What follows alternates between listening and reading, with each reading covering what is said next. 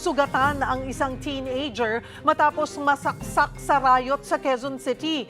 Habang sa Maynila, isang sawa ang nagpakaba sa mga residente. Yan at iba pa sa pagbabalita ni Hannibal Talete. Sa pool sa video ang takbuhan at batuhan ng bote ng mga kabataan sa barangay Greater Lagro, Quezon City. Pasado alas 5:40 ng hapon noong Sabado. Pinagahampas! Ang isa, kinuyog at pinaghahampas. Bumulagta siya sa kalsada, pero agad namang tinulungan ng mga kasama. Isinugod sa ospital ang 16 anyos na lalaki na nagtamo ng saksak sa kamay, likod at tagiliran. Nagpapagaling pa siya hanggang ngayon.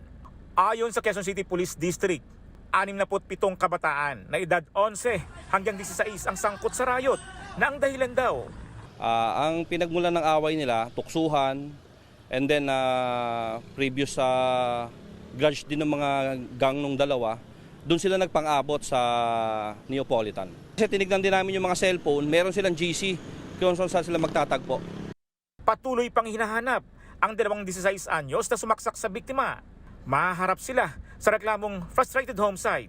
Inimbitahan na pati mga magulang nila sa istasyon ng pulis. Some are residents of Quezon City and some are residents of Caloocan. Pinatawag namin yung kanilang mga magulang and then ang intervention natin na ginawa, turnover namin sila sa barangay para sa social intervention din.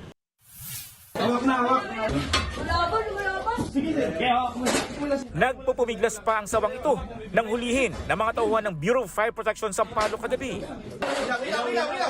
Tinatayang nasa 8 hanggang 10 talampakan ang sawa na nahuli sa abandonadong bahay sa Prudencio Street. Idinulog na raw ito ng mga residente dahil mayat mayang dumudungaw sa bintana na tila raw naghahanap ng makakain. Pang-5 attempt na namin kasi hindi namin siya talaga makita hindi na rin makatulog yung mga residente doon kaya panay ang tawag sa istasyon namin. Iti-turn over na ito sa Wildlife Bureau ng DENR. Kapatid para sa 1PH, Hannibal Talete, News 5.